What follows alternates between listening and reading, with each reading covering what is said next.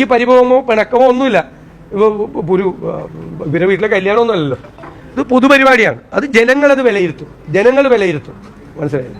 അത്രയേ ഉള്ളൂ. ഞാൻ അതിനകത്ത് വേറെ പ്രതിഷേധം പോലും എൻ്റെ ഭാഗത്തുനിന്നില്ല, പരിഭവം പോലും എൻ്റെ ഭാഗത്തുനിന്നില്ല. ഞാൻ പങ്കെടുക്കില്ല.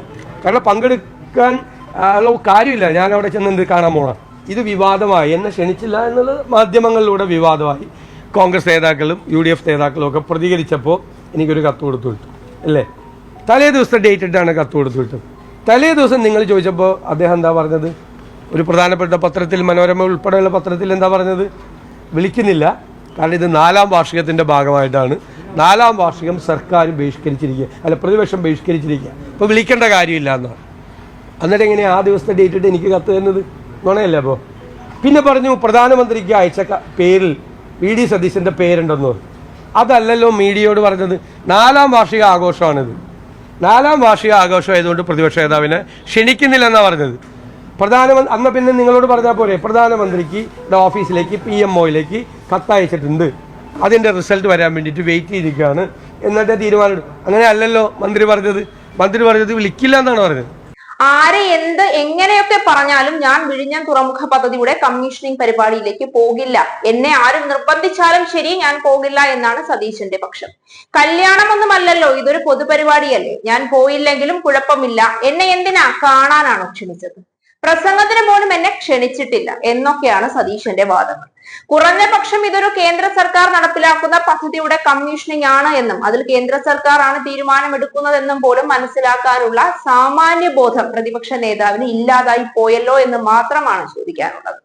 തനിക്ക് ക്ഷണിച്ചുകൊണ്ടുള്ള കത്ത് കിട്ടിയിരുന്നു എന്നും അത് തലേ ദിവസത്തെ ഡേറ്റിൽ പിറ്റേന്നാണ് ലഭിച്ചത് എന്നും എന്നാൽ തന്നെ ക്ഷണിക്കാൻ താല്പര്യമില്ല എന്നല്ലേ ഇടതുപക്ഷം പറഞ്ഞതെന്നും അവരുടെ 4ാം വാർഷികത്തോടനുബന്ധിച്ച് നടക്കുന്ന പരിപാടിയായതിനാൽ പ്രതിപക്ഷം ബഹിഷ്കരിക്കുമെന്ന് പറഞ്ഞതുകൊണ്ട് തന്നെ ക്ഷണിക്കുന്നില്ല എന്ന് വാർത്താ സമ്മേളനത്തിൽ പറഞ്ഞില്ലേ എന്നൊക്കെയുള്ള അനാവശ്യ ചോദ്യങ്ങൾ ഉന്നയിച്ചാണ് പ്രതിപക്ഷ നേതാവ് ഇപ്പോൾ മുന്നോട്ട് വരുന്നത്.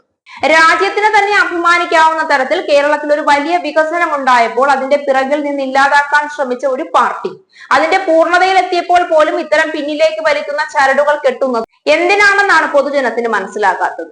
വെറും നഴ്സറി സ്കൂൾ കുട്ടികളെ പോലെയും പക്വതയില്ലാത്ത വ്യക്തികളെ പോലെയും കേരളത്തിലെ ജനങ്ങൾക്ക് മുന്നിൽ കിടന്ന് അടികൂടുന്ന പ്രതിപക്ഷ നേതാവിനോടും കോൺഗ്രസുകാരോടും പരമപുച്ഛമാണ് ജനങ്ങൾക്ക് തോന്നുന്നത്. ഉമ്മൻചാണ്ടി സർക്കാരാണ് വിഴിഞ്ഞം പദ്ധതി കൊണ്ടുവന്നത് എന്നുള്ള കോൺഗ്രസുകാരുടെ ആരോപണത്തിനെ ഭയന്നിട്ടാണ് സതീശന് സംസാരിക്കാൻ അവസരം കൊടുക്കാത്തതെന്നാണ് സതീശന്റെ മറ്റൊരു വാദം. എന്നാൽ ഒരു കേന്ദ്ര സർക്കാർ നടപ്പിലാക്കുന്ന പരിപാടിയിൽ കേന്ദ്ര സർക്കാരിന്റെ തീരുമാനങ്ങളാണ് ആര് സംസാരിക്കണം, സംസാരിക്കേണ്ട എന്നൊക്കെ ഉള്ളതും ആര് വേദി പങ്കിടണം എന്നുള്ളതും അതാണ് നടപ്പിലാവുക എന്നുള്ളത് പറഞ്ഞിട്ടും കേട്ടിട്ടും സതീശന് മനസ്സിലാക്കാത്തത് ഇതുവരെ മുഖ്യമന്ത്രി കസേരകൾ ഒന്നും കണ്ടിട്ടില്ലാത്തത് കൊണ്ട് തന്നെയാണ്. പിണറായി വിജയന് കിട്ടുന്ന അതേ സ്വീകാര്യതയും സംസാരിക്കാനുള്ള അവസരവും പ്രതിപക്ഷ നേതാവിനും ലഭിക്കണമെന്ന് പറയുന്നത് എന്തൊരു മുട്ടാംപോക്ക് ന്യായമാണ്. വിഴിഞ്ഞം പദ്ധതിയുടെ പിതൃത്വത്തെ ചൊല്ലി കുറച്ചു ദിവസമായി കേരളത്തിൽ കോൺഗ്രസുകാർ ആകെ ഇടഞ്ഞ മട്ടിലാണ്. കോൺഗ്രസ് പ്രവർത്തകർ ആകെ തകർക്കാൻ ഒരുമ്പെട്ടിറങ്ങിയ ഒരു പദ്ധതിയെ വിജയിപ്പിച്ച് അതിന്റെ പരകോടിയിൽ എത്തിച്ച ഇടതുപക്ഷത്തിന് കേരളത്തിലെ ജനങ്ങൾ ഏറ്റെടുക്കുന്നതാണ് ഇതിനു പിന്നിലെ ഏറ്റവും വലിയ പ്രശ്നമെന്ന് ആർക്കും മനസ്സിലാകും. 3ാം വട്ടവും അധികാരം പിണറായി സർക്കാർ തന്നെ കൊണ്ടുപോകുമെന്നുള്ള സതീശന്റെയും കൂട്ടരുടെയും ഭയമാണ് ഇപ്പോൾ അനാവശ്യ വാദങ്ങളുമായി ഈ പദ്ധതിയെ ഇല്ലാതാക്കാൻ ഒരുങ്ങുന്നതെന്ന് മനസ്സിലാകാതിരിക്കാൻ മാത്രം സാമാന്യ ബോധമില്ലാത്തവരല്ല കേരളത്തിലെ ജനങ്ങൾ.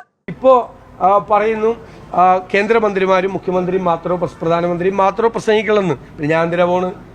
അപ്പോൾ അപ്രിയ സത്യങ്ങൾ നമ്മൾ വിളിച്ചു പറയുമെന്നുള്ള ഭയം കൊണ്ടാണ് നമ്മളെ മാറ്റിയത്. അത് അവരുടെ ഔചിത്യം. എനിക്ക് പരിഭവമോ പിണക്കമോ ഒന്നുമില്ല.